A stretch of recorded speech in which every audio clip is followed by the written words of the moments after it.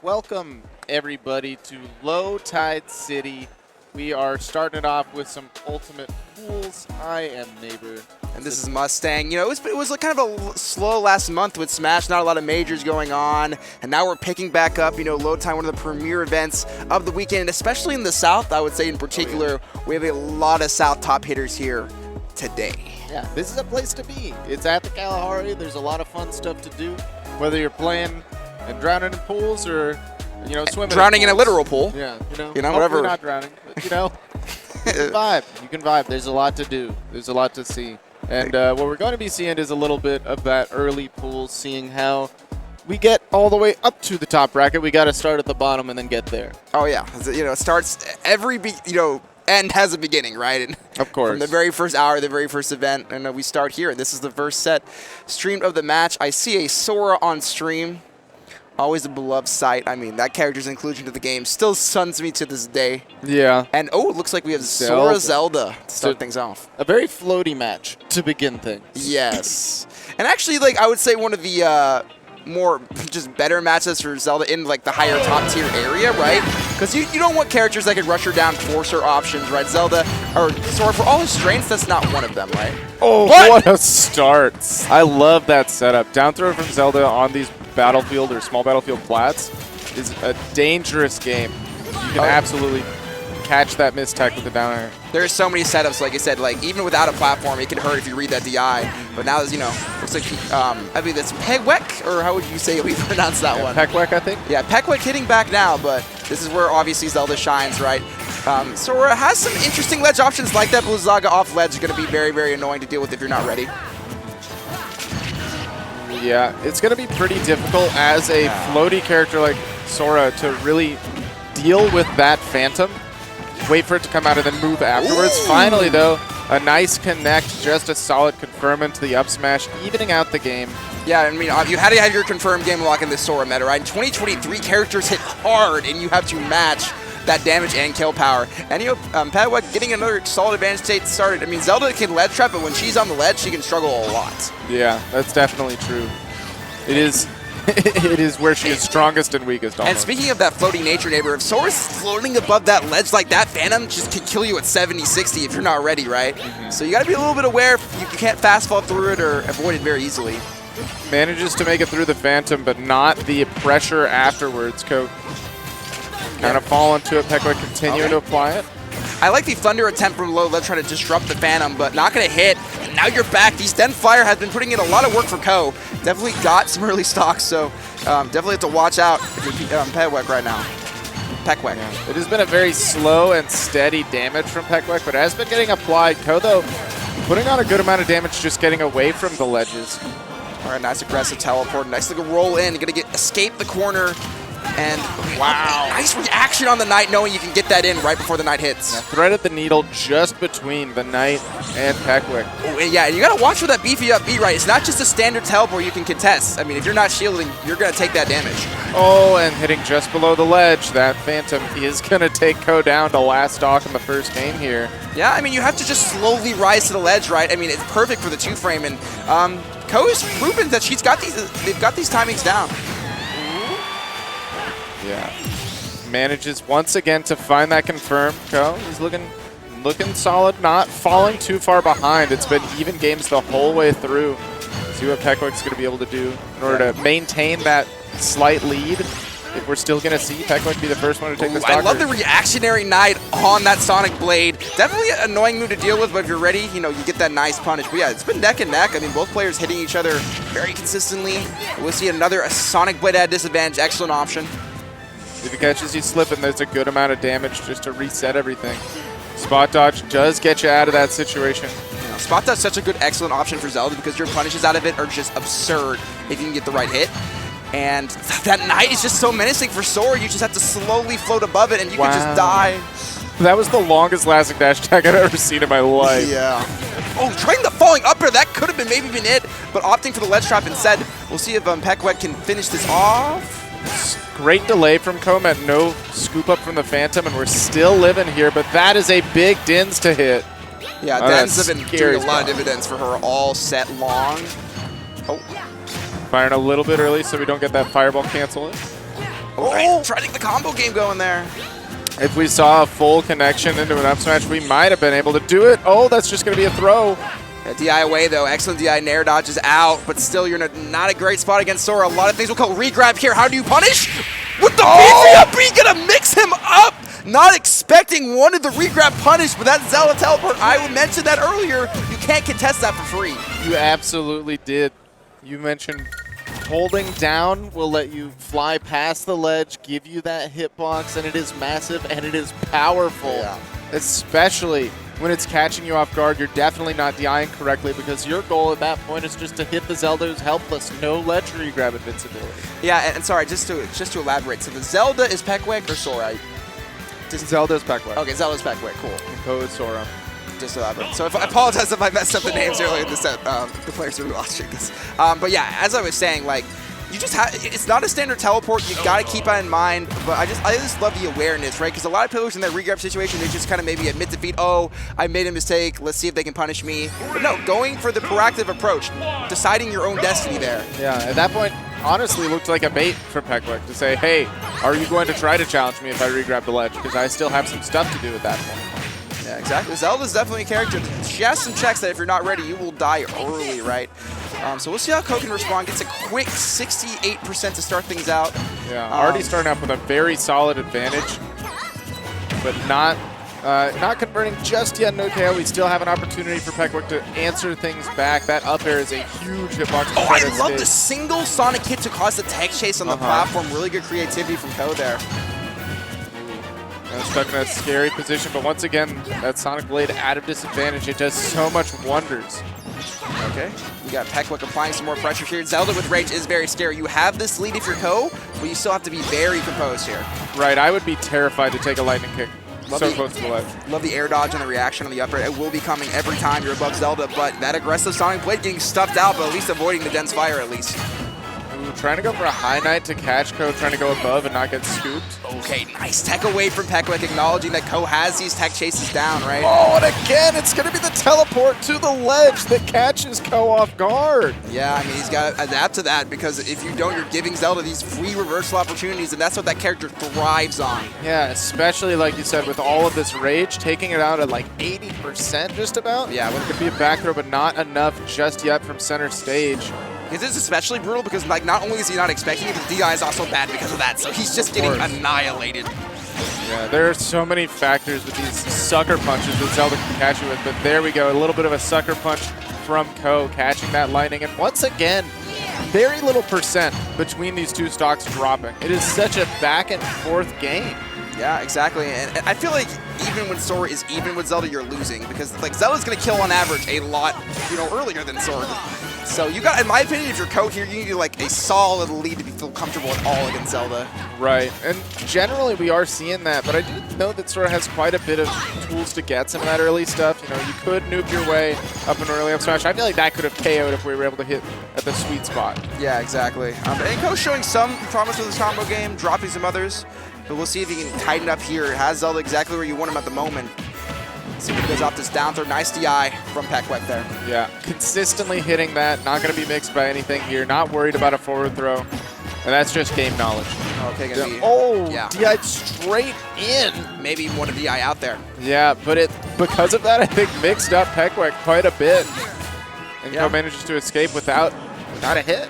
Typically you want a DI behind Zelda, but mixing it all up to just make them react as soon as possible, that will just create extra layers to that defense. Yeah, it really depends. Sometimes it can be harder to hit that lightning kick. And right, this is an even game, if not Zelda favored right now, with his kill power. So you need to be careful. Getting out of the up B, Sonic Blade maybe could have been punished for the stock, but Peckwick unable to react with shield there. There's still a lot that Ko can connect here that's A-okay, though. I feel like a forward tilt to the ledge, if we're able to get a back air, even that up B is enough to do it. Ko now finally going to be able to see if we can run with a little bit of a lead. I don't think we're at percent. Oh, I could be lying to you right now. I was going to say that we are not at percents where Ko could just die, but Ko absolutely could. And I like the adaptations from Ko. Peckwick was hitting those early dense fires, but you're definitely nair judging through them all off stage there, acknowledging how strong that move is. And another air dodge, really doing a good job of avoiding all these Zelda traps. Gonna block that, Dins. Not another Phantom to come out just yet, a little bit too early. Okay. Maybe reversal here from Peckwick. She has ledge resistance with the Sonic Blade, going to interfere. You know, Peckwick has shown, Ko has shown he will throw out that move whenever he can. It just has such strong reversal opportunity, but sometimes paying for it, like right there. Yeah, we do still have the stock to play with, though, so we're not, you know, at death's door just yet. What a hit! Yeah. One hit of the jab because of the position on the ledge. Got stunned in a position where you actually can combo that into the down smash. Yeah, That's it's crazy. true combo at that exact spot. So yeah, watch out, Zelda just has so many creative combos to take the stocks in the corner. But however, Ko trying to pressure Peckwick out of the stock and not letting her get going. Almost had that punish, just a little slow on the tech. Yeah, not quite able to connect there, but we do finish the job. One more down tilt does it. No platform to interrupt, and now it's a 1-1 game. That one looking pretty solid for Ko. Yeah, and I think the difference is, right, Ko got a bit off guard with some of the Zelda tools, but as we saw just like off stage in the corner, avoiding all these traps, avoiding all these things that Zelda puts in front of you, and when you can maintain like center stage and get Zelda in the corner and force her to deal with your tools, that's when you can really make her pay, right? So I think definitely adapting to the matchup well. Absolutely, and it's another situation where Sora being as floaty as he is as a character, chasing after Zelda is going to be a little bit more difficult than commanding the position and realizing that eventually, if you have the lead, Zelda's got to do something to you. And on this stage here, Zelda might be able to alleviate some of that a bit without as much room to maneuver around Knight. I think this is an excellent counter pick. This is probably Zelda's strongest stage in the game. The Phantom covers the entire stage, and even that center platform will be engulfed by Knight. So definitely going to be kind of trying to turn around Ko. Ko doing a lot of pressure game 2. Now Peckwick trying to apply some of her own. Yeah, Ko once again with the kind of poor DI on the down throw, but no follow-up from Peckwick. Again, not expecting that. I feel like we could definitely start to take advantage of the lack of DI there. Okay, yeah, going for it all. I think a lot of rolls have been coming out for Peckwick, so I like the read there, but you still got to have that spacing. And yeah, holding down ledge, you want to hold ledge to think about your options, but Zelda sometimes doesn't give you that time. Absolutely not. Falling out of the nair means Ko's going to get back to the stage. Once again, a sour lightning kick.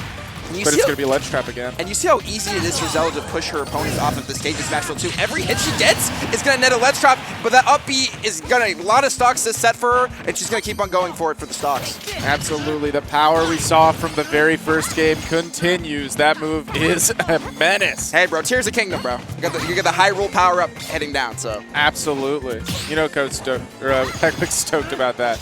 Ko maybe not as much. Yeah, and Ko will definitely Sonic Blade every time. He does not care if he gets hit by it 2 or 3 times. I'm going to reclaim center stage with this move. It's a very good position. Oh, trying to get a fun setup off it as well. Great DI, so we're not falling victim to the up special.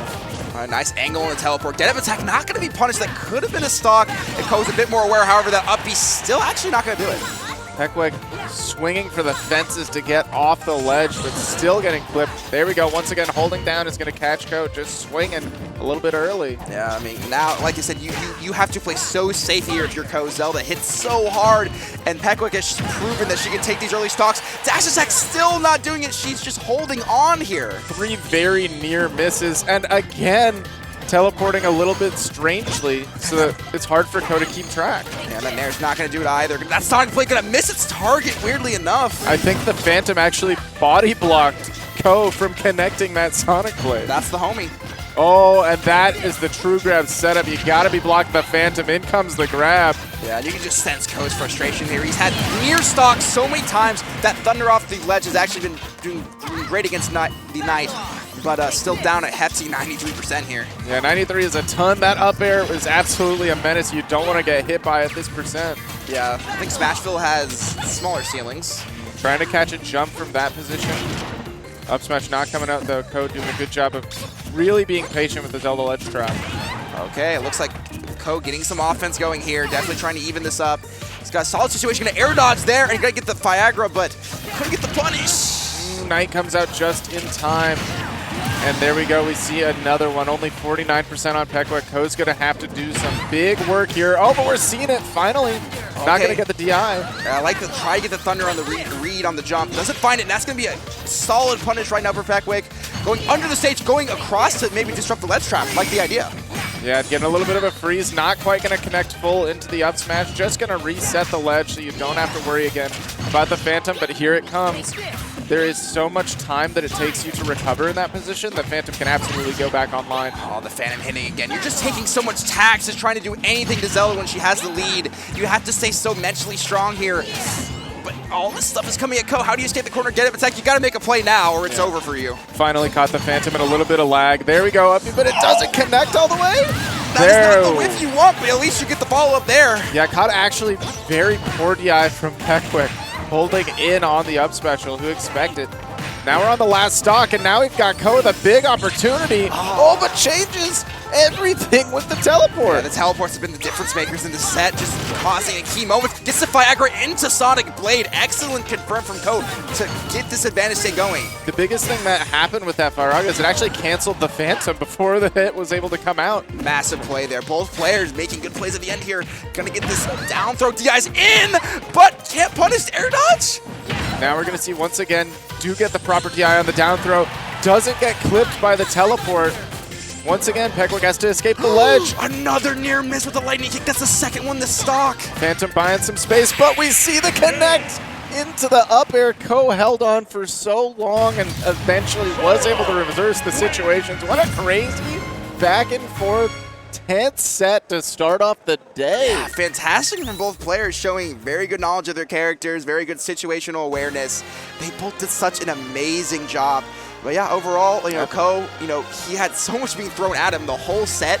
I mean, a lot of players would have folded against all the Knights, all the dense fires coming at you, but he stayed composed, and when he got his hits in, especially that last stock, he made them count. It was just non-stop barrage of Knight, Dins, and any other move to try to get you caught in between one of those. Yeah. Ko really played patiently, and with a character that doesn't get to go so quickly in response to it. Yeah. Not a fast character, not, very floaty, so it's hard to, jump, escape all of that scenario and get back to the ground, find your footing, but did manage to do all of that. Yeah, if you don't have the luxury of rushing down Zelda, you have to be so methodical in your approach and being not only slow but floaty, like you said. And usually your spells are so strong and neutral against Zelda, but Zelda having that Phantom option, you can't just willy-nilly throw out Viagras, throw out Blizzards like that, because you'll get a Phantom. She has strong mid-range tools herself. So just showing excellent patience and eventually, like I said, just adapting to a lot of Zelda's tools at the right time. Right, got sucker punched a few times, but manages to, at the end, really figure out where all of the tricks lie and then stay away from that teleport. There's just, there's a lot of matchups in this game, right? I mean, often you see that game one, people get used to it, re-remembering things. All right, this is what I need to do. Oh, that's pretty strong. Oh, that kills me. Yeah, I do have to be careful when I'm at the ledge. But in these best of threes too, you don't have a lot of time to do that. Right. So it's especially impressive when these players do manage to adapt to the tools so fast.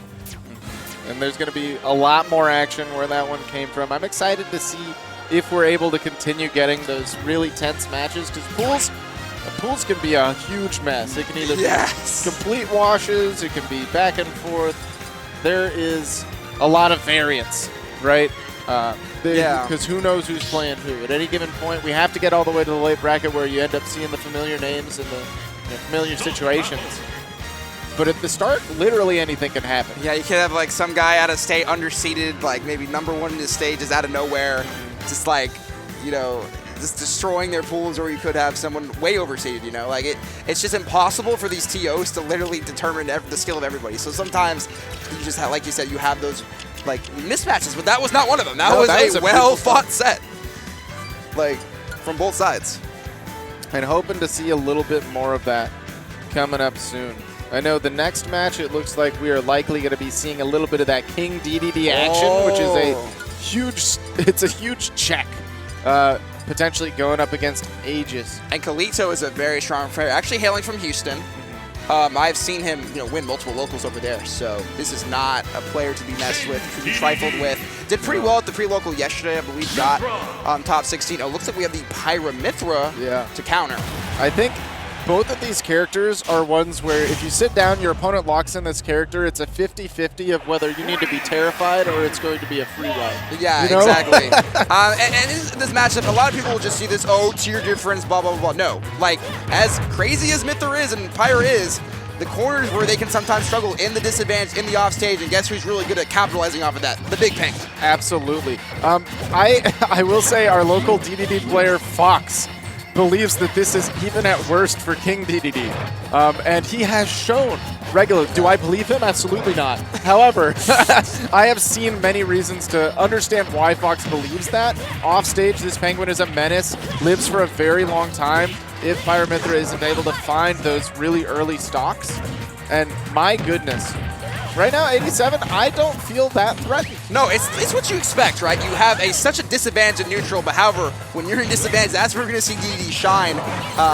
And like I said, the stocks can be sometimes hard to take. Even with the hitboxes of Pyro, they might not kill DDD for a while. Absolutely. Gonna need to use this speed, though, because Pyro rather doesn't really have enough to maneuver around the Penguin.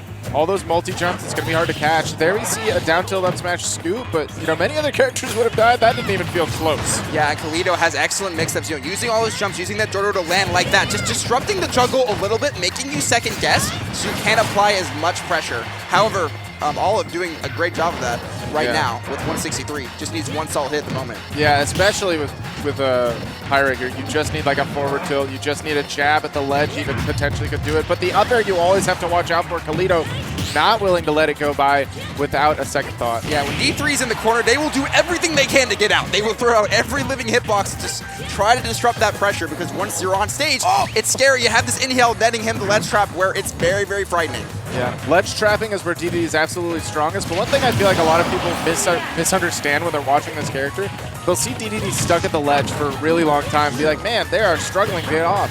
But actually they're just so content to chill there, almost Wii Fit-esque, where they will hug that ledge, use that up air to poke, set up Gordos.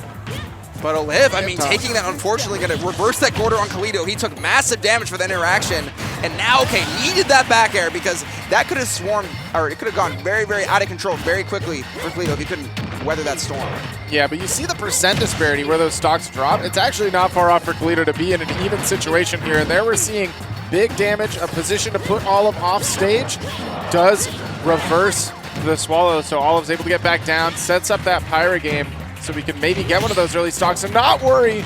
Gordo giving Epic Kalido a huge parry opportunity. Yeah, and I think Kalido's parries are very, very strong, and when DDD gets one of those close range, it can be very scary. He has several punishes he can get. However, right now, going to knit him that fair. That aggressive side B, has to get his... Oh, yeah, he was a sitting duck there. His up B stuck, unfortunately, without it. Yeah, not able to go for the up special or any of those sword moves because that side special was out and about. Epic Kalido taking big advantage. Again, with the edge guarding game, that's the one thing that really turns things around. So Kalido probably still has a little bit of life left in him unless we're seeing a big hit. And you see the creativity comboing off his Gordo in disadvantage. And now Kalido has all this rage, and Olive has to stay so careful. Hitting that Gordo back, good job, but has to stay so composed. Okay, the jab. Yeah, not the best out of shield option. He just has to take that, essentially. Yeah, just recognizing I can frame data bully you right now. In comes that big jab. But Kalido finally gets off the ledge, has an opportunity once more. Not committing to too much, wants to catch Olive swinging so that we can set up another offstage situation. Chilling at 166. Kalido's so comfortable maintaining center stage right now, juggling this Pyramithra. Okay, the forwards are there, not gonna do 194. Like you said, these stocks, they're hard to come by at times. They are. I feel like jab would be enough at this point. Forward tilt definitely. Down throw doesn't quite do it. But at 200% now, just about anything will. The jab not from that far away from the ledge. Epic Kalido still holding on, and you have to watch out for these up airs from ledge. Watch out for the Gordos. You have to respect so much from DDD in that position, and now you are in a terrible spot as Olive. It has to side B. Yeah, and from that position, that's just cleanup duty. Yeah, and you can start out the set well against DDD. You can take the first stock even. But it is a war of the trenches, especially in a matchup like this where stocks can be difficult to come by if you're Pyramithra consistently, right? So you have to establish a lead. I think that's a strong lead, not just I took this stock, because I think he got a bit too comfortable, got a strong advantage state in Kalido, knowing I got 3 stocks to work with. If I live 200 per, I still have plenty of time to come back on this. 200 per, you're big chilling. Yeah. That is so much work that Pyra and Mithra have to go through. You really don't have a lot of free tools to just knock at DDD's door and say, hey, this is a kill move, this is a kill move, you got to worry about all of them. He is chilling most of the time. Kalido showed it, now going to Hollow Bastion as the response. Okay. And I'm going to get that quick fab till that move is so... And just going for the quick dash attack actually almost had the read. That could have been it. If that connects, I think that Pyramithra just cannot recover from that position. That move is so strong. Yeah, and so good against Pyramithra, who can be too frameable at times during that up B. So I like the risk reward from Kalito right now. Olive calling a few of Kalito's jumps to push into the corner, doing a good job there to find that position. And I actually really love the early Pyra swap, so you can try to capitalize as soon as possible, not even let it get to those 80-90%. I kind of swore that hit, Maver. I mean, It that was so close. Right on that King's hat right there. But thanking his lucky stars, because that would have been such an early statement to make for a live. And I like how he's also being opportunistic too. He can't, like, instead of letting him live too long, I'm going to take maybe a few more risks when I can. Using that command grab on the plat, really smart to catch Olive, holding that shield, almost set up into a back air. Now the Gordo, beautiful angle to cover your descent. Okay, gonna hover around the ledge, just trying to find that opening. Now that center stage is found. Olive getting hit by a bit too many of these Gordos. It's very, very hard to avoid, obviously, at times, but Kalito's just a master at placing them where you're gonna be. Oh no, jump in this position has to go high, and that's a big punish. Mashing that side special out of the swallow, because you can just mash out special moves much faster than anything else, put Olive in a really rough situation there. Kalito is very ready for these side Bs, and he's proven that he's not getting caught by these hits and getting the appropriate punish when he can. He's totally ready for this. Okay, trying to shark and catch the aerials, but this swallow has been huge for Kalito, catching Olive with the whiffs, not running in to Olive's ranges, but finally connecting that. A little bit of a sigh of relief on Olive's side. Some nods, I gotta, get in the game. Unfortunately, gonna find that Gordo. They're gonna net him in a bad spot. That directional air dodge was necessary, but that inhale gonna put him in another bad spot. How does Olive escape the corner? That dash attack, Kalito's been very aggressive with those all game. Once more, that dash attack being a huge threat, but the get up attack from Olive gonna be everything we need to escape the situation. 90% though, I'm not feeling super comfy. Launch back that Gordo. And they're so hard to contest at times. Such a meaty hitbox. Gonna net Olive some hits here, but he can't find anything meaningful, right? When he finds these hits, he's getting these solid 1 or 2 pieces, but you need a bit more against DDD. Not quite connecting the grab. That whip is huge opportunity for Olive. Now turning things around. We have the ledge. What can we do with it? That nair's so meaty. Yeah, good really option. difficult. Gonna net him back to center stage. Be down here. That's the big punish, but DDD not gonna die to that. Way too heavy. Many other characters never survived that scenario. Oh, and the swap does get called and punished appropriately. Forward air comes through once again on the ledge trapping, on the edge guarding even. DDD shows the strength. Finds that, sneaks that dash attack in that Gordo. That was an excellent job, but of course DDD, you're going to have to find even more of a solid hit here because you were just living in that forward tilt. Going to net him that center stage. Nice retaliation with the side B though. Yeah, seeing that dash attack be a KO would have been huge for Olive, but not connecting it here, we could see 60% more out of Kalito before everything's over. We really got to clean up. Okay, this juggle situation, we've seen Kalito so creative on his landings. Push back to the ledge, but he's been getting out pretty consistently, actually. Gonna back up, respect the space, but most of Pyramithra's moves that are quote-unquote safe are purely by a range standpoint and not a frame data standpoint. So Kalito finding a lot of punishes with forward tilt, etc., finding the room.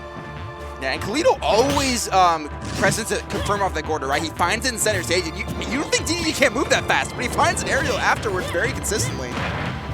That could have been a confirm too. Yeah, if we saw the connect into the back air, could have been the end of the game. Olive really not sitting healthy, going to have to do a lot of work here to catch up to Kalito sitting at 37. But hey, it's climbing. There's a good opportunity. Pyra, even against heavy characters like DDD, if you get the right read, you will be in trouble. So Kalito has to keep focus here, gets the inhale. This is a spot he usually is very struggled. He struggled in all sets. Kalito's found a lot of opportunities to catch these inhales because Olive is so terrified in the approach, doing a lot of running shields, and a lot of them are just getting swallowed up. Yeah, but unfortunately going to be unsafe there, that dash attack. And that up tilt, one of DDD's best kill options. The character can get into weird realms with killing, even though he is a heavy compared to, I guess, like other super heavies. But up tilt is a consistent fast option out of shield and going to get the job done. Houston moving on. We have Hughie in the background cheering on his boy. Absolutely. That up tilt, especially because it hits behind, it can really catch those laggy moves like the dash attack starting up early.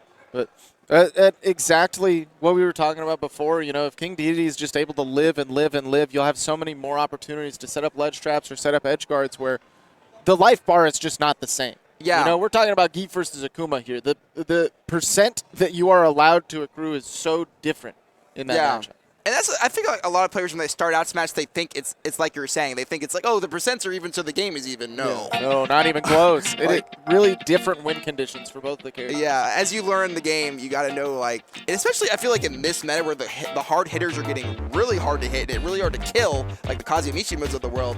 Like usually to be winning against Kazuya, you have to be up a whole stock minimum. Yeah. Like you're always worried. One electric turns everything around. And similarly here, you know, I feel like if you have King Dedede get one swallow on an overextend, just push Pyramithra off stage, they could die at 40. Yeah. If they misuse their resource of the jump or the air dodge or end up going for a side special because they have to, it could be over. Yeah, I mean, it's so electric, but those characters have those tools to just put these characters in bad spots where it's 50-50s or death. So, you know, good job there, Kalito, taking care of business for Houston, Texas. And maybe showing some people who at character selection, like you were saying, was, oh, it's a tier disparity. That's all I have to worry about. There are a lot more intricacies going into it than one character good, other character bad. Yeah, that's common in the community, but as these characters' metas progress, that's going to be less of a factor, right? Because these characters have so many tools to deal with. So good stuff to Kalito. We have this. Looks like we have some new players going up to the stage. Oh my gosh, we're gonna have a good time. Is that Dark? That is on the right. We have a retired Smash Brothers player who is actually the only Smash Brothers player who has successfully retired, in my opinion. Oh really? Well, no announcement. Just disappeared. Occasionally shows back up to hang out with the homies at Low Tide specifically. And my favorite player of all of Smash 4. Is it going to be Jason Oh my up. gosh. I'll never forget we're looking at Ultimatum. I was learning of the Texas scene, everyone looking at the winner of, like, you know, he won that event, right? Over Oryx, right? Oh, yeah. Yeah. So, wait.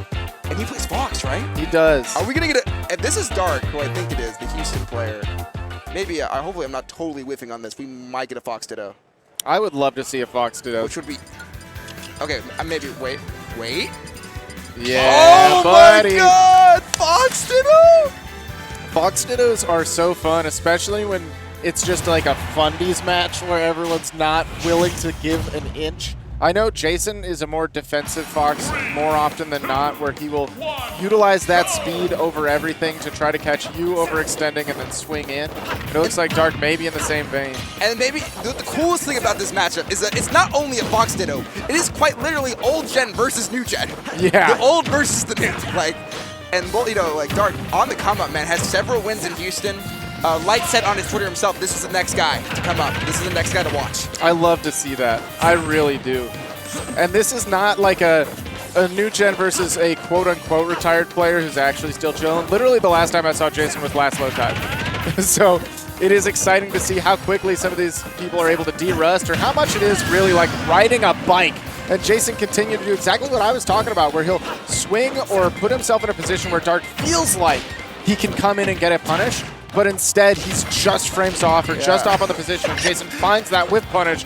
Look at this, already lapping in percent. Oh, it's a bad spot to be in. Jason said, it's not your time yet, young man. Maybe you have some things to learn. And gets the illusion punish, air dodge, almost gets it. Damn, man, Jason, are you sure this man retired? Has he been training in the mountains? Oh, you know, it's always hard to tell when they pick it back up. But he's not been in a tournament since Low Tide. Not quite connecting on the tech chase, and that big commitment from Dark is putting him on last stock. Really promising position there. Absolutely had 2 near misses on Jason's stock. Yeah, and as you can see, I mean, Fox Ditto's in every single version of Smash always been a very volatile matchup, right? Ultimate is no exception. Both these characters so light. Both these characters can hit so hard. You gotta make the most of your neutral interactions. Yeah, the character is such a glassy, cannony kind of character. You can lose stocks to the littlest things. We very well could see Dark turn things around, take 3 quick ones with a momentum-based character like this. But Jason is so good at slowing down the pace. You see that? Yeah, I feel like when he realizes he doesn't have to make anything happen, he'll sit back and say, hey, Dark, you are the one who has to force things to happen. Look at this solid ledge trapping, going to destroy that illusion. And he's just been keeping Dark in the corner this whole time. One of the bear stage that's a big whiff. Oh, maybe would have liked Dark. He had to kind of make a play there. You're down 3-1. I'm surprised he just kind of stuck to the ledge there. A little nervous. Doesn't want to make a mistake and drop it all because of that. But really deep edge guard managed to make it back. 132, you can't risk almost anything. The shield's so low. Yeah, you're going to have to play nearly perfect, but Dark's capable of that. He's had flashes where he's looked like a very, very dominant Fox. However, Jason, okay, this is how he gets started. The Shine stall to avoid the juggle was excellent from Jason. Ooh, the lingering hits of the forward air are going to be enough to catch Jason trying to come in with a counter assault. Okay, now we see Dark kind of cooking a bit, getting these parries, getting these solid punishes can. Okay, and these techs in. Definitely a lot of techs in from Jason. What a big up smash, catching Jason trying to go for an A landing, so it wasn't a tech chase scenario, but he didn't actually have the time. Dark was ready to scoop it up. Oh my god, like you said, this is such a volatile matchup. All Dark needs is one opening, and it could be even, and this could be it. He dropped it right there. Fox with Rage could absolutely combo from there, maybe get a grab, toss him back up, but wasn't willing to use that Rage. Felt like it was a low percent situation where you had to wait and respect Jason, and too much respect meant Jason was able to land and get that finish. Excellent job, just taking post, getting that reversal. But yeah, this is going to be a lot of my turn, your turn stuff, right, with Fox. Once in an advantage, it's going to be a one-player game for a lot of it. However, where Jason made a lot of his money was ledge trapping, especially that second stock. Just get those grabs, got those nairs on the illusions where he needs to, showing very, very good punish of how to, take advantage of Fox when he's in that position. I'm really interested to see who's got the flow and who is starting off with momentum in this game, because I feel like mentally, as Dark, to start off that far behind and take it way back, I feel like you're playing a lot hotter going into this than Jason will in the second game. Yeah, exactly. And we saw the kind of momentum rise. Even though Jason won that game, Dark can definitely be happy about how he performed at least those last few stocks. But yeah, F Smash is going to be a very, very good tool. Ledge covers, neutral get up, maybe an aggressive option. We're going to probably see that a lot from both players. Oh, and that is a big punish on the spot dodge nair come through. Dark taking the first stock, kind of how I was saying. I feel like he was playing with a little bit more confidence in this first stock. Yeah, now Jason starting the vortex, waits for the air dodge, doesn't come. Nice frame trap there from Jason, just trying to hold Dark at bay. But Dark knows once he gets that opening, he can really cement this lead. The Shine at disadvantage. What game are we playing? It really is a fast move. It gives you a little bit of invincibility. It does have an opportunity to stow your momentum. It's really good for Fox, especially when you're in those ambiguous scenarios where it's like, I can maybe hit this, but it doesn't catch an air dodge, puts you in a vortex. Shine's perfect for that scenario. Okay, we got the ledge pressure coming back with a nice reversal from Jason, trying to get the up tilt jab. Of course, it's going to be very, very good for scramble situations for both players. That fair, newly buffed, such a strong tool. Becca going to put a ledge situation here. We're catching the jump off the ledge. What do we do now? Roll, and Jason just positioning the nairs, was not committed to too much there, was able to catch it. And you know he's a Smash 4 vet, because ledge trapping was very, very important in that game, and he's definitely showing why. Because oh my goodness, if we caught that tech position would have been huge, but the forward smash just flying, pushing Jason off. Last stock scenario. Damn, that up smash almost catching that landing with just a frame off, and when you're a frame off in Fox Dittos, it might cost you, because you cannot afford to make many mistakes here. Once again, Shine comes through. Can we ledge trap here? We're very patient, but we don't have the full connect on the nair. Up smash not going to do it. Maybe good DI from Dark. Maybe just missed to confirm there. But either way, you'll be thanking your lucky stars with Dark. The nice fair out of the corner. Once again, just punishes that regular back air timing because it's too slow. This time the Shine getting punished by the up air. What a trade on the way down. Jason getting scooped up by Dark in that last one. Up smash after setting up the tech situation on the flat. Wow, you rarely see you mostly obviously see tech chaser with the nair up smash on the ground. You rarely see the platform stuff. Right. So that was interesting. A little bit of an awkward scenario, but Dark looked like he's been there before. No hesitation on picking up that up smash, and now I feel like Dark going to be playing with a lot of confidence, going to see if Jason's going to be able to slow things down a little bit more to his pace and make him feel, a little more antsy like we saw in the first game. Yeah, I agree. I think in terms of neutral, Dark might have a slight advantage, especially in that game too, just a little bit faster to the punch sometimes. But once Jason gets those corner situations where he knocks out all that percentage damage, right? So if you get a few more of those opportunities, kind of fluster Dark like he did earlier, like he did in that game one, I think that's going to work well for him.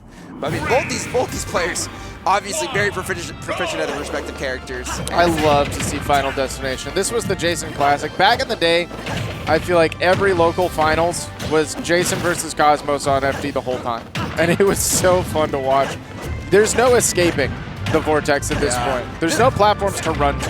This It's gonna make this like volatile matchup even more volatile. No platforms, like you said. So once, like, how do you land against Fox? As Fox, you don't. You just get punished. Oh, what a follow-up there. No tech meant the jab comes through. Down smash just put in a ledge trap situation. We are trading percent back and forth. First person to get a meaningful hit there. The back air just catches Dark, trying to drip back to ledge. Yeah, maybe you're expecting the up air up smash on the landing with a quick bear, gonna catch Dark off guard here.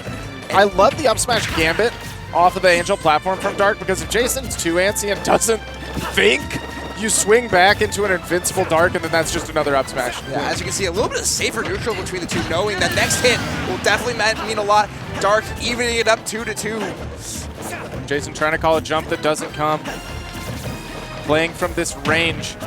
They're pretty soft. Oh my god, the aggressive drill, the trades, both players just trying to get their first hit in.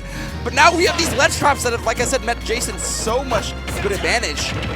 And that back air, even though it was so deep in, still has enough frame advantage for you to get the up tilt. Dark falling for the bait. Okay, the nice, with that shine spike, or shine stall from Jason, netting him so much disadvantage, not allowing Dark to convert as hard as it usually does. Really deep in there meant Jason could cross up and just continue to run away, not deal with the immediate mix.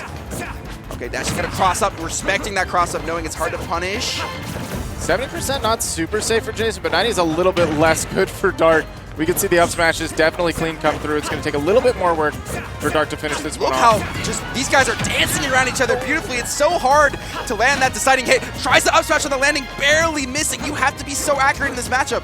Absolutely. Frames away, and this time, Jason not calling Dark's approach. He did a little stutter step. Made Jason think he was swinging all the way in.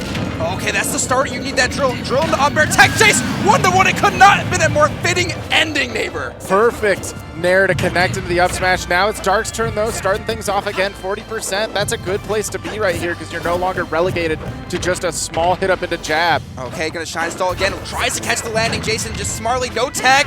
Wanted it all with the forward smash on the ledge. Hey, and that's a gambit that I'll happily take, because if we see Jason roll back there, that's the whole set. Oh, but a nice parry from Jason, trying to get his way back into this. He has a slight deficit, but gonna interrupt that nair up tilt combo. Dark, can he take this home for the new gen of smashers here?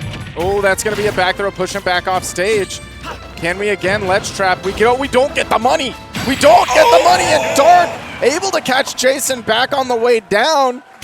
That's that new gen blood coming through. And telling the old retired man to sit back down. Damn, bro. Go back to your home, brother. But yeah, Dark, just an amazing job catching landings, playing that advantage like he did. And Jason made it tricky for him. Mixed up his timings, used those shines to make those combos as difficult as possible. But Dark staying composed even after that game one, and, you know, took that solidly. Yeah, I really feel like if we just saw Jason open and shut that first game, it could have been a 2-0. But because Dark was able to hold on till the end and ride that momentum, take it down to a last stock, even if it was Jason's game, it felt like Dark was actually playing much more hot on that second half, really figured something out, and then applied that through the rest of the set. Yeah, and usually you kind of think the opposite with like the younger versus older player. You think like the older player adapts harder, like typically. But like these guys, man, they get so much experience from a young age, and just showing, you know, Dark's promise there. That's another Houston dub. They are having a good first block here at Low Tide City. Yeah, sometimes, you know, the old people can be set in their ways, and the young kids are willing to make the moves. What's that SpongeBob line that's so famous? Oh, yeah. How many times do we have to keep teaching this lesson, old man? That's the classic, dude. That, you know, but Jason, you know. Yeah, Jason, yeah, I love to see him here, but now he gets to go ahead and enjoy the pool. Like some of the other people here might be able to. There might be more pools as well of Super Smash Brothers coming up soon, but for now we're going to be cutting to a quick break. We'll be back with more Super Smash Brothers action right after this.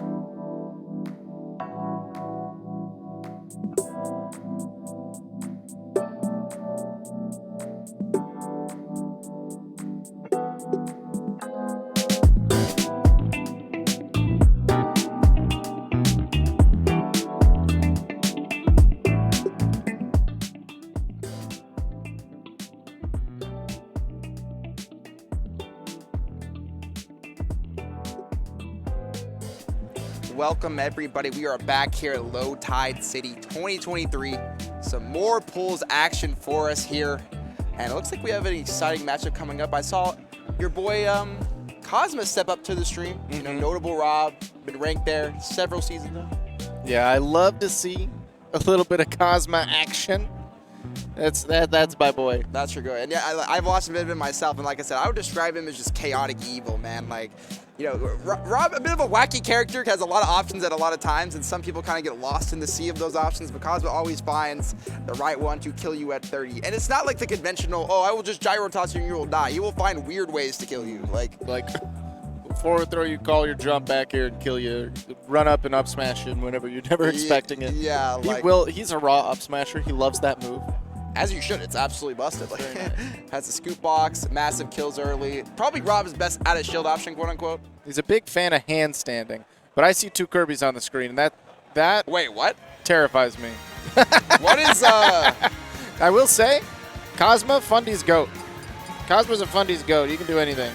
Probably, but is this man actually gonna just, like, he probably just asked him for Kirby does. He probably saw he's playing Rob. He's like, I'm gonna just go for the Ditto to just. What if Kirby did it? I don't know though. I have literally never seen Cosmo play another character besides Rob. Maybe Lucario, I think he has. Yeah. Let me tell you, if Cosmo's playing a character, expect good things. Cosmo is probably a person who could rotate on 30, but he doesn't want. He doesn't need to. He's got Rob. Oh, okay. Now we have the Climbers versus Raw, or What are they doing? These jokers having fun. How dare they have fun at the video game tournament? No, that's not allowed. We're not supposed to have fun here. Yeah. Shout out, no fun allowed. We're playing exactly true. Good tournament. What a good tournament series.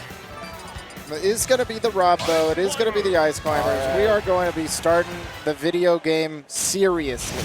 Now, normally when you see an Ice Climbers on the stream, no matter what your character is, you're probably a little scared. However, if there's one pilot character that you're using that you're a little less scared, probably Rob, right? Right. We do have some Ices in region. I don't know how much Cosma has played them genuinely. It is impossible to tell. But I know that Cosma's been at the same events as Iceless, the DFW Ice Climbers, who's been on the rise, and as well as Cultist very early on. So yeah, shout out to Gatsby's Twitter tag. The book we were all forced to read in middle school. So true. I do remember. I don't remember much about it, but I'm sure was there. Just remember the green light. Yeah.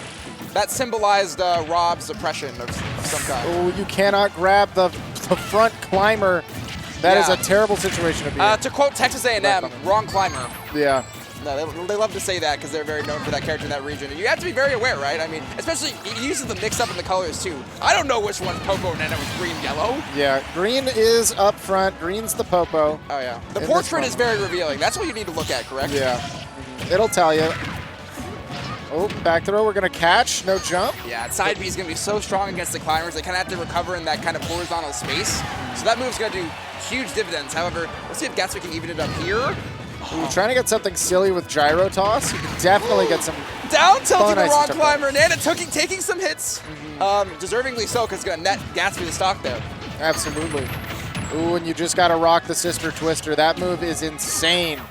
If you just pick two moves to play the game with Ices, it's side B and up air. You can play a two-move bracket with that. Yeah, and like for Rob, if you use... If that wasn't Rob, that could have been huge. Yeah, unfortunately, this character cheats, so he's going to get back for relatively free. However, okay, interrupting that landing aerial. You wouldn't interrupt Rob as he's landing before. Like his startup is not the best sometimes on those landing aerials. He's low on fuel. Does restock a little bit, but the up smash catching the get up. Gatsby's looking really strong. The call out was very, very strong, and if Gatsby can get some of these zero to death shenanigans starts here, only netting 11%. Cosma is very happy about that. That Rob down tilt, I feel like, is a lot less impactful when you're only hitting one climber, and especially the wrong one. There's a lot that can go wrong here. And Gatsby, momentum monster jab block, gonna take the short percentage, but man, Cosma on his kind of dying breath here. Let's see if he can get some momentum going. Yeah, it's not easy to just fight through the ice blocks. Gatsby pushing Cosma back to the corner, tries to go for the sick belay. That up smash not connecting though. Oh my god, that whiff might cost Cosma everything. He needs a down smash, definitely gonna do it though. commentary cliche, Rob never down. You know what I'm about to say. Bro. Absolutely. You know, when there's a Rob, there's a way. We can literally rob him, etc., etc. But okay, down smash with the separation. Gyro kind of messing with them. Oh, the down smash catching the roll, and that's going to take Cosma off the top. That's Gatsby in game 1.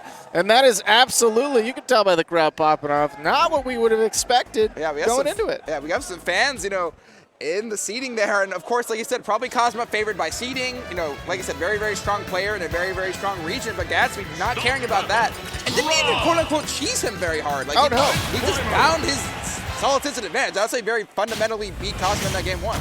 Right. I don't think there was very many Ice Climber moments. Maybe a couple of times that we've grabbed the wrong climber and got hit by a smash attack. But that's, you know, sometimes you live. Yeah, defensively you had some lucky breaks with that. But, like, offensively, it was just, you know, a classic, you know, abuse Rob in the corner, abuse him when he's juggling, just doing everything you're supposed to do. Yeah, and very little cheer cancel stuff, very little long combos.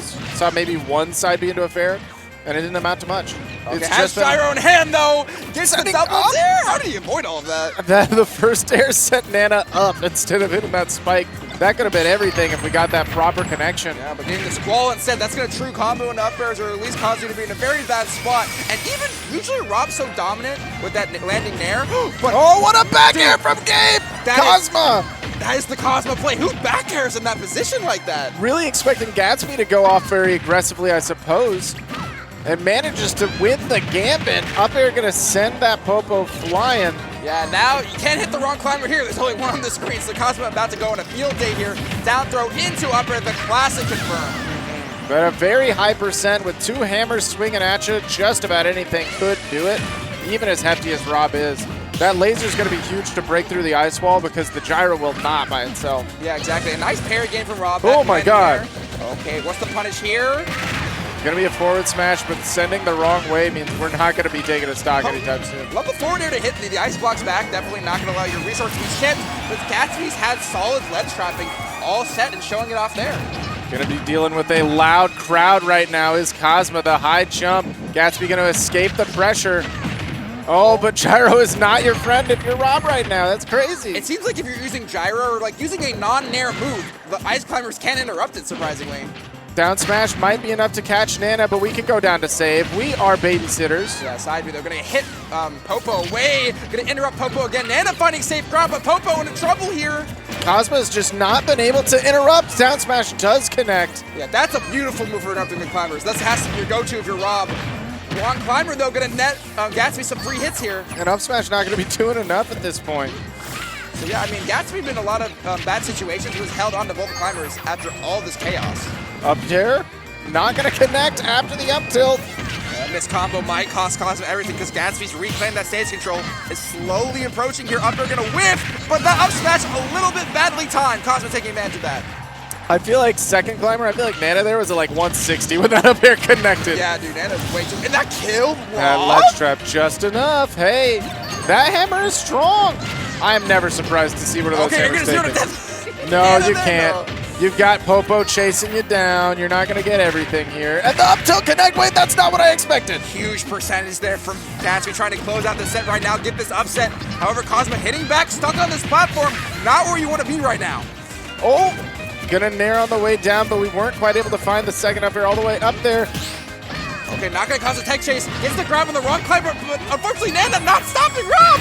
Up smash is just gonna be enough. Cosma turning things around, taking it to a game 3. That was terrifying. Yeah, exactly. And props to Gatsby, actually. Even in the loss, Cosma was throwing everything at him, and he actually mostly withstood his ground.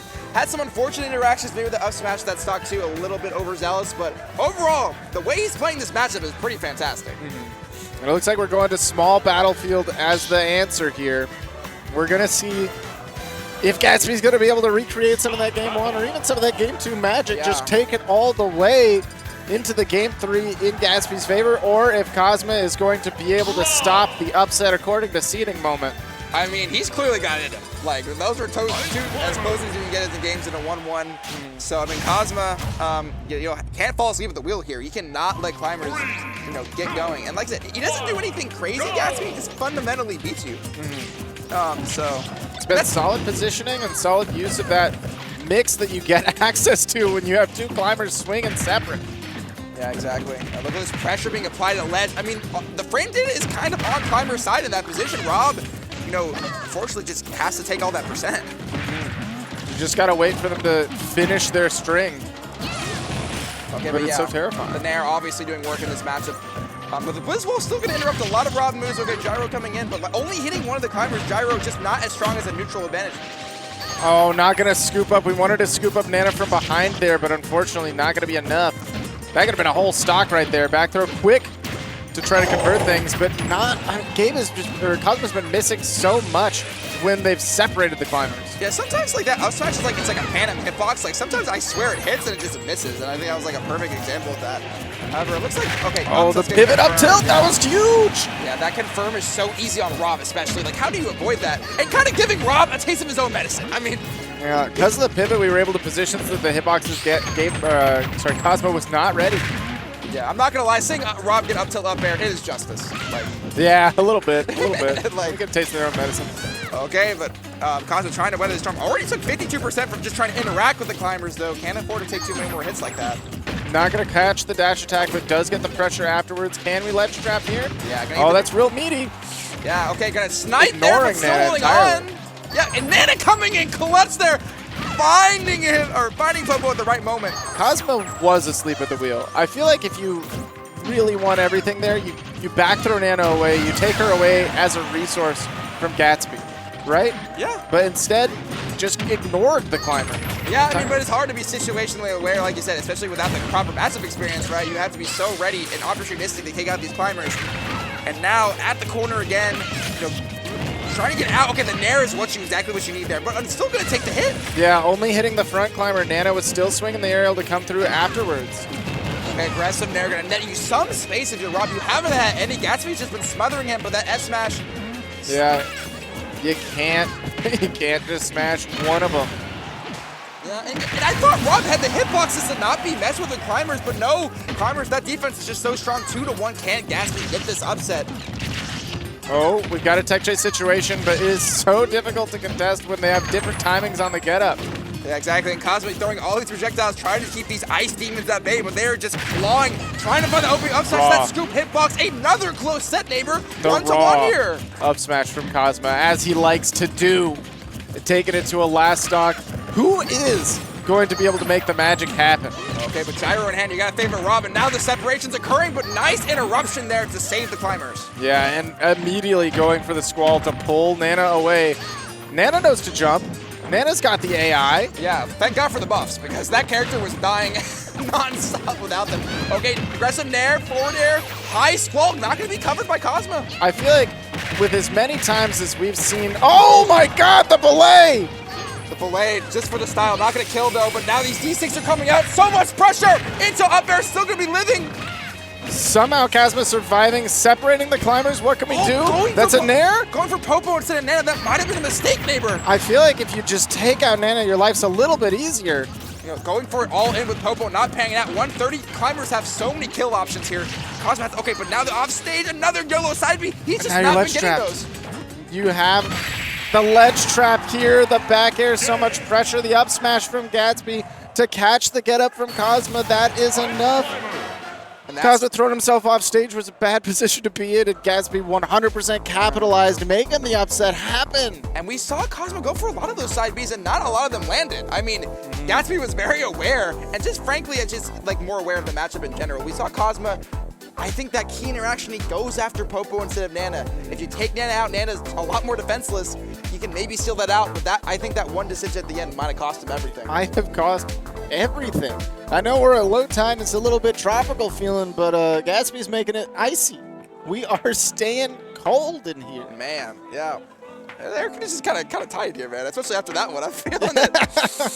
But good stuff for Gatsby. I'm curious of his region, but regardless, I'm just excited to see more. I hope we see more Gatsby. We just need more every Smash. Every set's been amazing. Like, let's just keep this going. I love Super Smash Brothers. That's what we're here for. Isn't it a Game 3 like every time? It's been close. I think every set has been Game 3. It's been fantastic gameplay all around. Dallas taking some L's, unfortunately, for your boys. And it is what it is. I just love to see that We were talking about it a little bit earlier in the block, but if everyone's just now tuning in, I feel like pools can always be just like a dice roll of what you get. Sometimes you get absolutely washes, crazy bad matches, but sometimes you get the sickest game 3, the tightest games, and I feel like we've almost exclusively seen fun back and forth gameplay. Oh, it's been so fantastic and just hard-hitting matchups all around. Fantastic stuff. Okay, so I know one of the competitors stepping up, Black Screen. Oh, yeah. So very, very strong Ike player hailing from College Station A&M. One that a lot of people did mention was a hashtag unranked Ike. Yes, a very strong player. We'll be going up against one crit man rocking the Oh, Robin. one crit! Oh my god, so he is a strong Robin player as well. He's traveled a lot, so I couldn't say exactly, but he at one point went to San Marcos, which is near Austin, so we experienced a lot of him, and he is a lethal player. Definitely some solid online results as well, so this is going to be a banger. Robin versus Ike got that Fire Emblem matchup. See which sword swings a little bit stronger. Yeah, and they both hit hard. Some of the strongest aerials in the game, some of the, Robin having, obviously that projectile game to complement that, but Ike having more of a confirmed game, and I would say, a bit better burst options with that dash attack. Yeah, Robin, you'd have the way to cover that ground pretty quickly, so especially if Robin's heavy committed to one of those laggy projectiles, like tossing out that wind all the way up to toss out the arc fire. It's going to be exciting, dude, because I know both these players are very, very talented. And we'll see. I love gameplay. Yeah, I love gameplay as well. It's funny, Ike has some edge guard options against Robin. You have that, reverse ether. You can maybe catch Robin without a jump. But I mean, if you're forced to up B as Ike, that arc fire can mess with you and confirm you and kill you early. Button check for these two, I believe? Yes. I would hope so. Unless this is the most intense neutral The highest level. I've ever seen in my life. No, they're just vibing. They're vibing, they're getting ready to play. Both these characters love their landing aerials, so. So true. Gotta get a few of those in. Look at the juggling. You see one crit man playing basketball? Hey, man. It's dribble time. NBA playoffs. Lakers, they might win it all, man. But rip Mavs. Yeah. I am actually a Mavericks fan, ironically enough. Oh, I just love to see I don't care about sports. Sure, of course. So anytime that the local team loses, it's really funny to me. I get to look at all of the sad That's crazy. Yeah. Neighbor, what the heck? It's a great time. Oh, one of my best friends is the largest Mavericks fan that I know, and I love to see him disappointed. That is, wow. I don't even know what to say about it. Oh my God. I don't know why anybody still believes in the Cowboys. Now the Cowboys is one where everyone celebrates when they lose. Yeah. That is one I will understand. But the Mavericks, Mark Cuban's cool, man. He doesn't deserve this. They're all the same to me. They're all the same. They're throwing a ball. People cheer. I don't know, man. All right, let's see this Robin versus Ike gameplay. This is some of probably the highest you'll ever see at this particular matchup. So looking forward to it. But we'll see probably PS2 start. Yeah, they're warming up there, so probably. Yeah, PS2, the classic, hey, do you want to go PS2? Yes.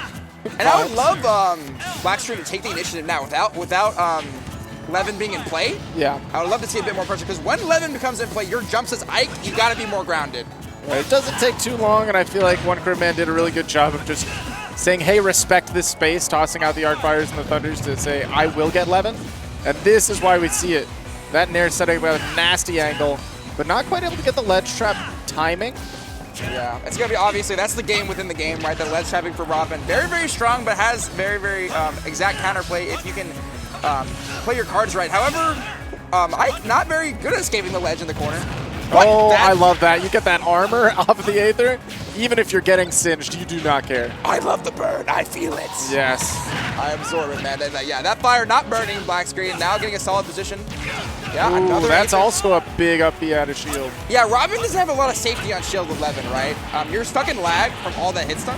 Yeah, a lot of it is, again, a range thing, kind of like a Pyro Myther, where if you get hit with the tip of the blade, it's difficult for characters to have the range out of shield, but frame data-wise, you can act first. Oh, that could be misinput maybe from Black Screen. Maybe trying to get a quick draw in, but not one crit man not making him pay, though. Ends up dodging away. That Levin sending at an angle that one Blank Screen's able to make it back up Ron with a Thoron. You think you can roll between the arc fire, but that Thoron waiting for you. One crit, what? You know, Nair up air, nerf, it still exists. Yeah, I mean, if you're DIing like that, it sure does. DI straight in and then maybe crossed up on the up air too. It was a bad time. This is where he went. Okay, another aggressive roll. Looks like Blackstreet is like trying to wait out the Arcfire, trying to get the rolls in there. So we'll see if one Crit Man scouts that like he did last stock. I mean, that is one thing that you can do because of how long Arcfire takes. If you roll with correct timing, you can punish. That was going to be a that's going to be a miscue. Maybe will cost Blackstreet everything. Okay, gets out of the corner. Luckily, that landing there was very well timed. Back in the corner, though. Tries to catch a neutral get up, but once again, the roll comes through. Yeah, not even with the threat of the Arcfire, just happy to press the button. Definitely Blackstreet's go-to option, it looks like, at the corner situation. And that's the that burst option, like I was discussing earlier. Ooh, yeah. And Blackstreet, he loves those reverse Aethers. When I've seen him play, he does it almost in every matchup. It's just a good move. Oh, trying to get down with the Nair, but beautiful parry from one Crit Man, prepared for the one-dimensional landing option. And that was a great option against down smash. That will cover neutral, get up, roll, and a lot of things. With a perfectly timed jump, got him out of there. Had that Levin in hand, but not traditionally. Oh, wanted maybe the air dodge down. I think he kind of scouted it, but just didn't have the spacing on it. Oh, once again, Aether out of shield, but not quite going to do it. The DI's been insane. Okay, aggressive Aether, but Robin can actually stall around it pretty well if you play your cards right. Absolutely. Very floaty and then has a lot of range with the recovery, but Blackstreet going to be the one who ends up taking that stock down. Yeah, 160. I mean, definitely with all your left there, you have a lot of options, of course, getting connected, Arcfire, down smash. 1-1 here, as fast-paced as I expected, neighbor. Absolutely. Aether starting off this next stock, and that's a big fence post swing. Hold on, momentum for Blackstreet. Down throw bear, going for it all. Blackstreet trying to net that advantage, wait a minute. everything, but that Nosferatu are going to even things up a bit. Yeah, taking a little bit percent back, applying some to Blackstreet and seeing what we can do with the ledge. Hold on. Escaping the ledge trap once more. That's where Robin is strongest. If you're not making your dough there, you're not making your dough. It's going to be pretty hard to convert if you're not getting those ledge traps. Rolls in. Crit Man, though, getting another corner situation. Neutral get up spot dodges, maybe expecting a grab, but the double confirm! And he has those, the platforms extensions. Blackstreet is so good at those. Ends up taking it all the way, catching the up air where you need to. And now, first game, their favor. See what we're able to make the adjustment with. One Crit Man. Gonna have to start getting a little bit more of these ledge traps. I feel like we kind of gave up on them after so many rolls through the Arcfires. I didn't see almost any in the second half of the game. Yeah, I mean, I think the mix-ups from Blackstreet, like showing that roll early on, but then going to other things maybe disrupted him. But Blackstreet, I think warming up as that game went on, his combos were okay the first two stocks, but obviously that third stock, you saw him converting after hit, definitely got hot. Choosing PS2, I don't know about this pick. I think this is a very strong ice stage. It is a solid one, and we saw some of the reason why with that Nair being able to ladder on the platform. Really good.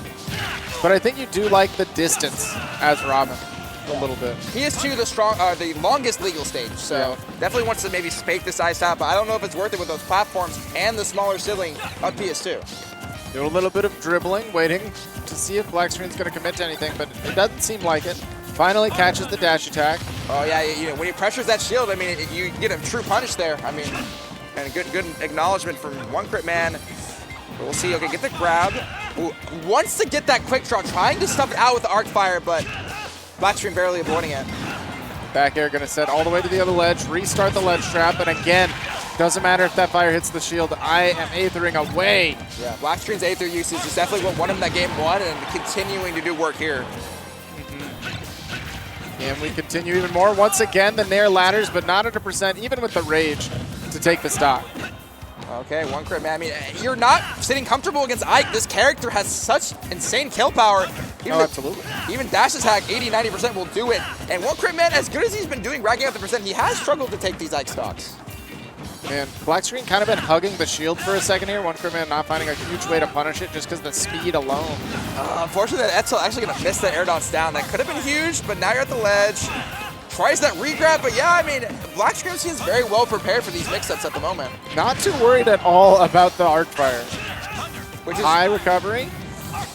Oh, I thought that might have been a whiff there, but still Blackstreet like turtling and shield, like you said, just waiting for one overextension. However, that anti-air fair, one of the strongest in the game for a reason. Finally going to get the job done at 160. One Grip Man working hard for the money, but an up air not quite going to do it. No cross up. Perfect DI. Yeah, insane DI. To live there. I thought he was definitely dead. Oh, but that one is certainly going to do it. Catch the jump from the ledge. Black screen positioned perfectly. That 11 fair is a very strong ledge option, but Black screen well scouted, ready for the zone up air. It is a classic, you know? It's one of those things you always got to be worried about. When you're honed in, you're honed in. Okay, let's hear another situation, but I mean, Blackstream, okay, now the jump is gone, and you are dead, that's a dead sir. Ike. That's crazy. I thought for a second, you know, smart to actually get hit by the fire so that you don't worry about the down smash. But then the resources were just slammed away. One Grip Man did a phenomenal job of picking up what was put down. Yeah, I mean, just acknowledging Ike's weakness there. You only have so many options, especially when that jump's expended. And yeah, Blackstream trying to get maybe aggressive, no, acknowledging that he can't afford to go down much longer. No, it's not just a simple fundamental game. We can keep on going because you have a huge percent stock disparity. Okay, gonna jump off ledge for free. Not gonna get the F tilt. One Grip Man, but okay, slowly working its way back is Black screen though. But Nosferatu, excellent option. Gonna continue to make that disparity even bigger.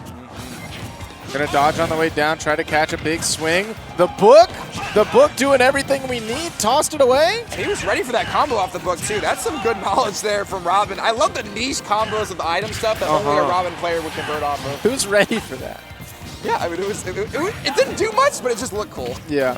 Oh, we're seeing the up throw now at this point. Yeah. Catches the air dodge. Beautiful position from Black screen. 63% from what we saw the first stock. That's not too much. No, Hold on. not at all, because you got this 34, this combo game from Ike, and we saw how Black screen heated up last stock, or last game. Oh, with the a double double. arc fire! What a big pickup from One Grip Man.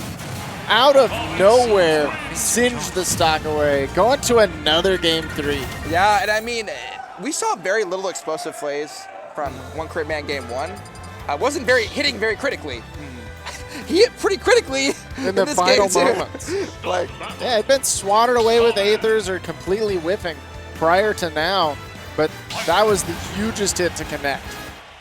So fantastic job, statement plays from One Grip Man, because Blackstream played well that game. He definitely, and it was in position. And now we have Battlefield. This is where you want to be as Ike, obviously, for a variety of reasons. Yeah, now this was something that I believe to be one of Robin's best stages in the past, because it can kind of give you the illusion of having that movement with all of these platforms being accessible, you know, as well as your ledge trapping is still really strong. You'll live for a very long time, but Ike absolutely wants to be here. So I feel like both players will be playing to their strengths heavy. Yeah. Thought he could roll in between there, gonna get caught. Your timing with the arc fire, that's the most important thing, right? Oh, and catching the neutral get up, trying to time it with the arc fire. One Grip Man reading Black screen's recoveries so well.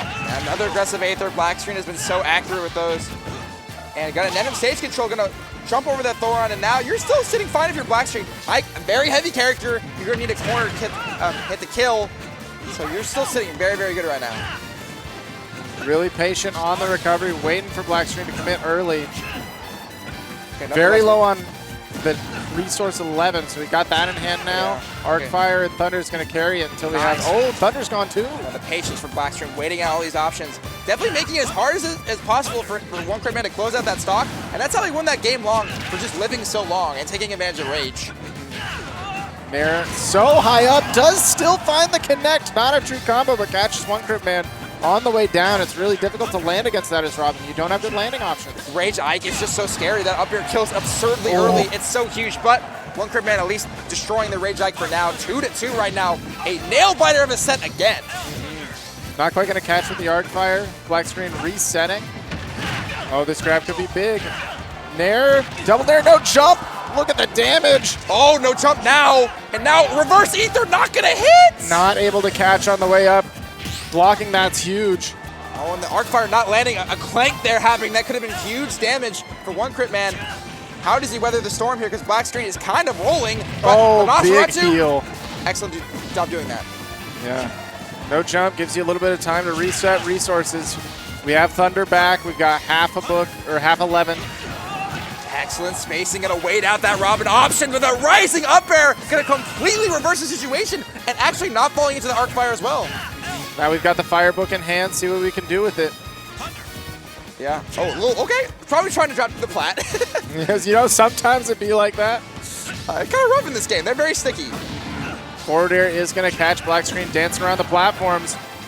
One missed Aether, or one missed quick draw. The double, yeah, doing it the double. And the high, not going to be punished. No Excellent way. evasion from Black Screen there. Still holding on. Not going to be caught by the Arc Thunder. And finally finding the reverse Aether. Pushing one Crypt Man last stock.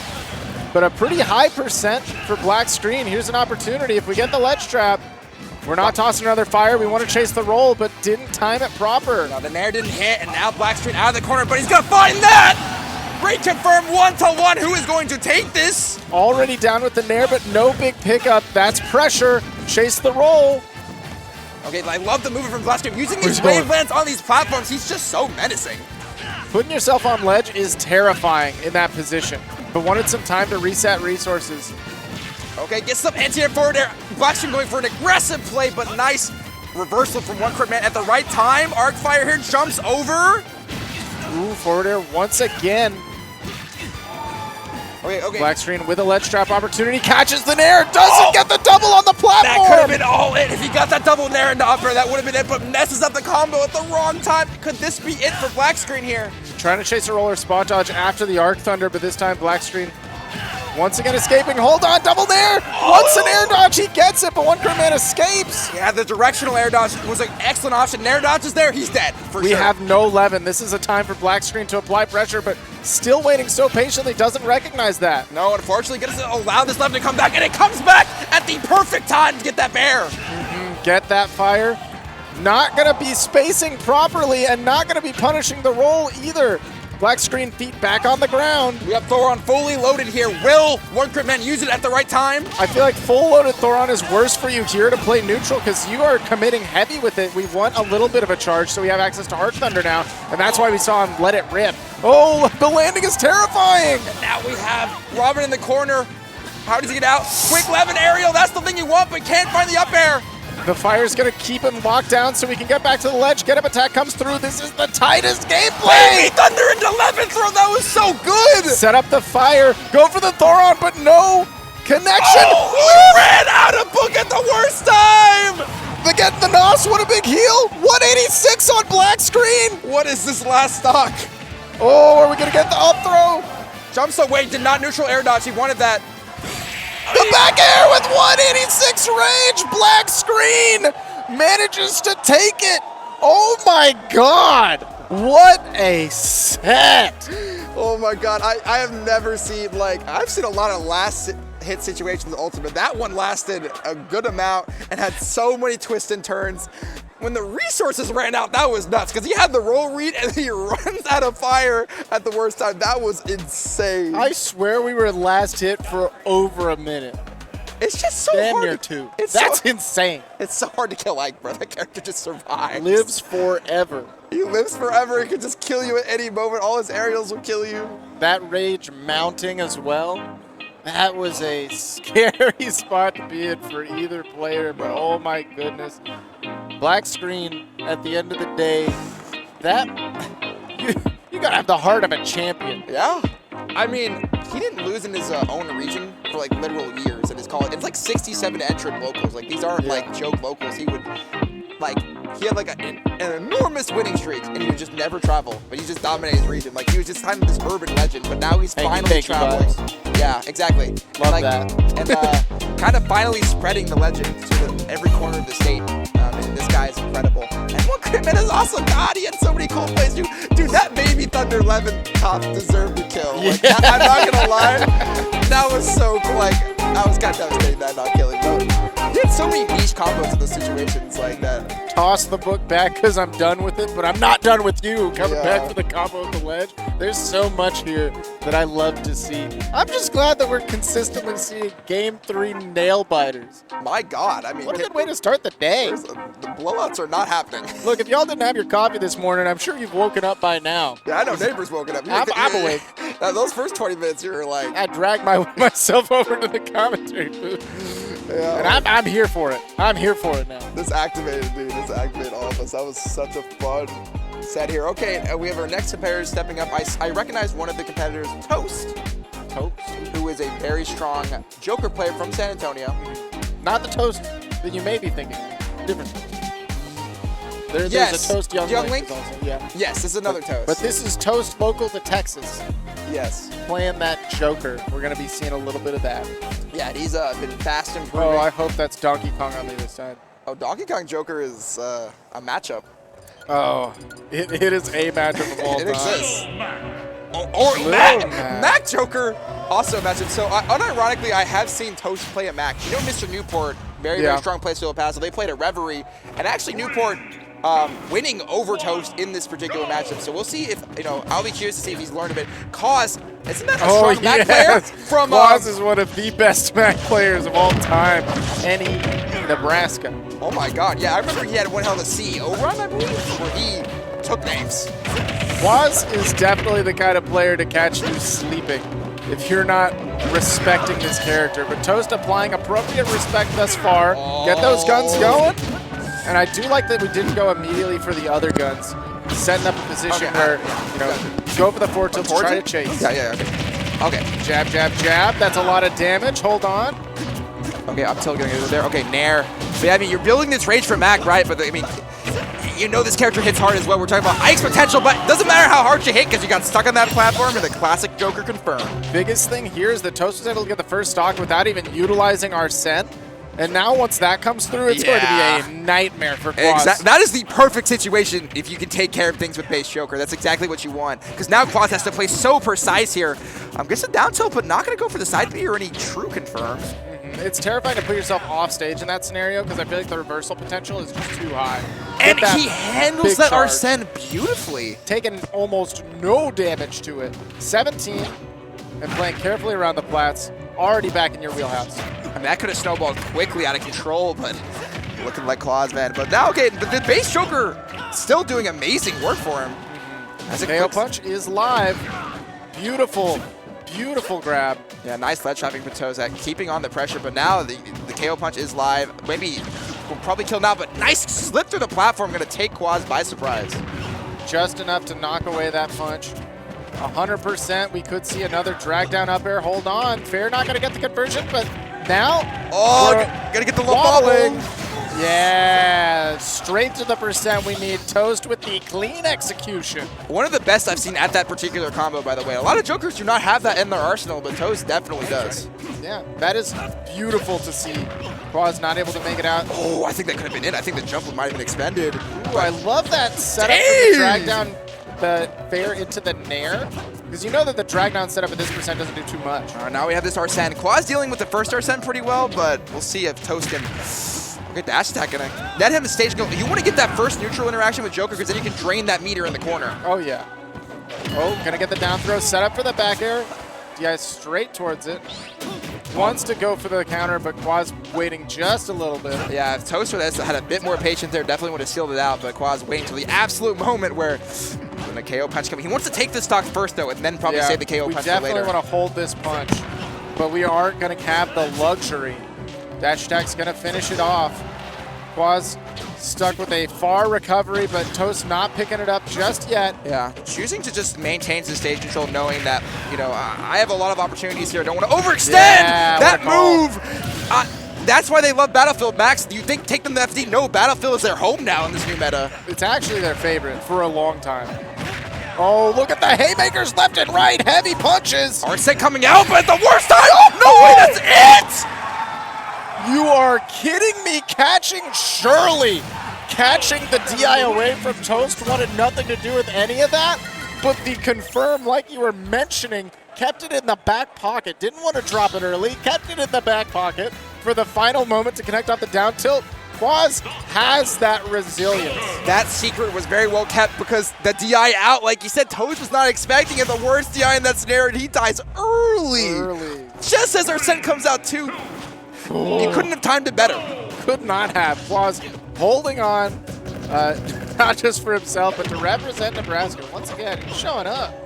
I mean, you saw the enthusiasm too in the pop-up too, knowing that Toast had firm control of that game, but when you play a character like Joker, you have to have control 100% of the game, not 90, not 95%, because Mac will take an inch, take a mile, as they say. Exactly.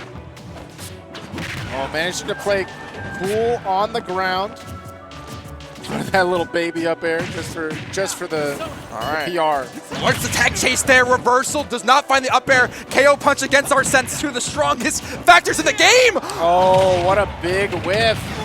Trying to catch because he had to tech chase in that situation. I don't know why that missed like that. Okay, that counter lasting so long, and now you're in a terrible spot. F2 not finding it, though. Yeah, didn't get the angle down that we needed, but Toast is cleaning it up. Arsene almost gone, though, and a lot of damage. Dude, these spot dodges from Toast have been game-time decisions, and he needs every single one of them to live here. Slide through with the forward tilt, taking it down. Even stock once again. Was playing beat for beat with Toast. Okay, once the up tilt on the platform, that is very scary in that position. But now you're in a really good spot. Not gonna find. He tries that aggressive guns, but Quaz getting out of it.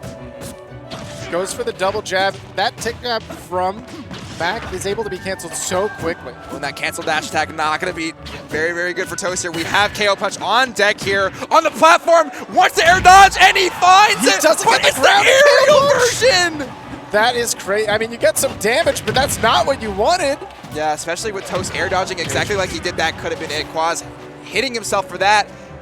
And the air dodge too, waiting for Toast, trying to reactionarily counter it, but the air dodge was perfect. Yeah, reacted to the wrong thing. Trying to Mario him off the top plat there. Could you believe? Oh, but this time going to catch the forward tilt. No air dodge from Quaz. Yeah, only so many options there. Eventually the Joker will get you, especially with the Arsene here. You missed that tech on that platform, but you made the right decision with that roll. Yeah, not gonna roll back to the other side. Quaz was scouting it out. He's been consistently looking for that turnaround too. Great tech, no tech. Gonna be huge dividend in this Nair, just so active, no jump. The side B though, good priority. Yeah, that dude, that got a lot of hit to it. Okay, not a safe F tilt. Toast not ready to punch though. That might cost him a lot. Your shield is a Stittle and KO punch is live, but once again, probably wants to keep it here. Yeah, if we're able to get a clean smash, but not quite.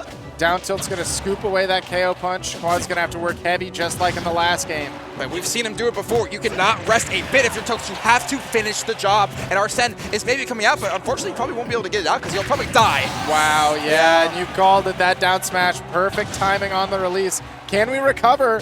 Toast gonna let it happen. The F tilt is a solid 2-frame shield, but sometimes not consistent enough when you need it to be. Down tilt into the damage. Forward tilt set up on the plat. Toast gonna be playing real careful here. No, the shield That's break! it. Wait, no, it's not it. He knows it's not it. No, it just wants heavy damage. But look, all of that damage is applied. We're close to a KO punch as well, just so that we can play around shield. He relinquished that position. He could have got the 2-frame, and instead, you gotta hold shield against Joker. You know he's gonna be using that projectile to alleviate that pressure. If he had maintained that stage positioning, he could have gotten the 2-frame, could have sealed it out. But absolutely would have been huge. Yeah, but he relinquished that pressure and allowed Toast to escape the corner. Yeah, set him up on the platform. That up air absolutely doing everything that we need to. So now just considering those stage picks, we're gonna see what we want. And honestly, there was some mistakes by Quaz. Like, not that was a big one, but also the KO punch, the aerial version, when he did the obvious air dodge, he could have gone up big, but didn't capitalize on that either. So Quaz capitalizing game one, but kind of slipping up a big game two. We're gonna see if we can maintain that same level of composure this whole time, or if we're going to be able to seal it out, not let Mac play. Yeah, going Battlefield here, I don't know about Toast. Maybe just kind of the age-old adage, you like flat stages against Mac, but dude, it's not it, man. It's dangerous. It is very dangerous here.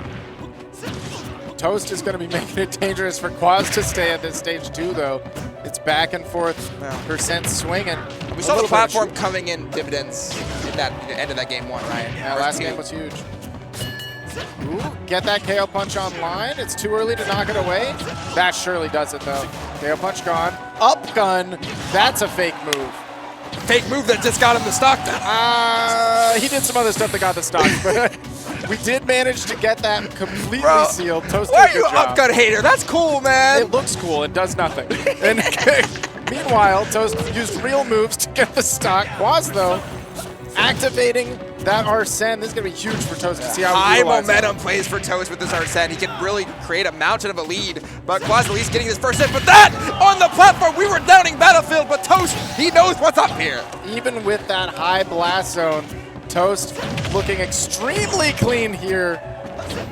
don't even need to make the most of this, Arsene. Any percent is good percent. Yeah, but I mean, Mac, bro, one of the best comeback characters in the game. That's so true. You cannot rest a second, so Toast, he has a solid lead here, but... Oh, slide for the forward tilt, not what we wanted. There, Tag Chase gonna find that true combo. Another bad spot. The snipe there was perfect and actually caused the panic option, but still solid extra credit for Toast with that first stock. Climbing all the way. 70% off the top, not quite. I'm eating my words. Toast is using these platforms beautifully. Oh, this is it. And that's why you chose to go to Battlefield, because this is, no, not it. He dropped it. You told me Toast doesn't drop those. You know. Every once in a while, the nerves get to you. You hear that ding-ding of the KO punch. This Question is, did Toast hear any bell? I don't know. Wow, playing so patient. He may be down a lot right now, but you have the factor, you have the fear factor on your side right now, and he will not relinquish that for anything. Yeah, I think you want to burn this punch while you can. Get down to a last stock and then use Toast, all that rage. What? Oh, he wanted to roll. He wanted to roll so bad. Down tilt, I don't think fully confirmed there. Okay, I mean, Toast was using the platform super to camp him out, but now kind of going to the ground. Maybe get back on the platforms with that. Goodness.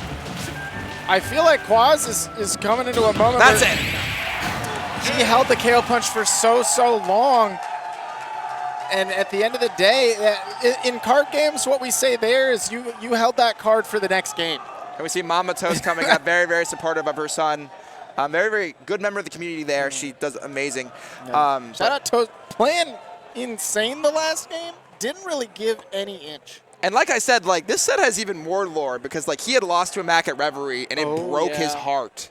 So to see him learn from that set, get down game one, but still have the resilience to pull that out. That had multiple layers to it to overcome his demon at the biggest stage. Love to see it. I'm still shook that no KO punch got fired in that last moment.